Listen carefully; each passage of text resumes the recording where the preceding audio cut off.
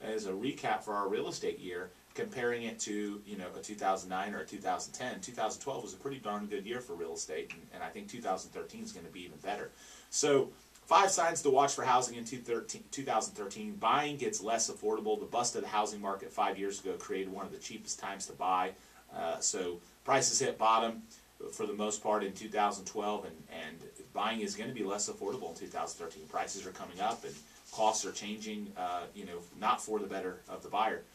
Watch for rising jobs, not as much rising prices. So while it's going to become less affordable, prices aren't going to skyrocket. But, you know, cities like Miami, Las Vegas, and Phoenix that have seen home prices surge, but it's uncertain how long because of the lack of employment for a lot of people. So, you know, rising jobs are going to have the betterment of the real estate market in those respective locales. And certainly the next topic is delinquencies fall.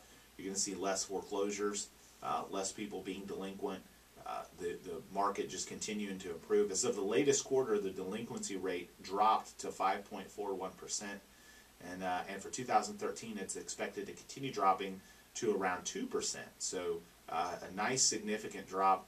Much of the late payments are made up of existing borrowers more than a year late on their payments, as opposed to new borrowers following stricter lending standards. And some of the biggest declines for delinquencies are expected in Nevada, Minnesota, California, Arizona, and the Sunshine State of Florida.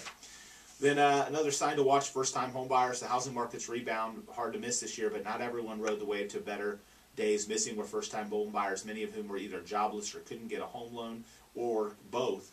And the other side of that, those first-time home buyers were competing with large corporate entities that are buying homes cash with light contingencies and quick closings, and it's hard for that first-time home buyer to compete. We talked about that on the show before, about how our agents prepare their clients and give them the right advice to help them, you know, in those scenarios.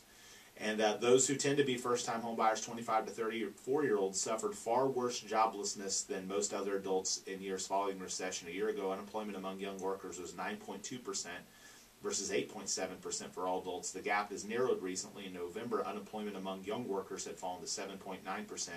versus 7.7 for all adults. And then lastly, record low interest rates. Cheap money has certainly helped the housing market recover. Average interest rates on 30-year mortgages fell to new lows, and you know, some in the mid 3s compared to mid 4s in 2011 and 2010. So about a 30% lower, you know, interest rate, and you know, if you compare 3.5% to 4.5%. So rates can't stay low forever, which is why some have worried a return to higher rates could push home prices down again. But if the Federal Reserve has its way, that won't happen anytime soon.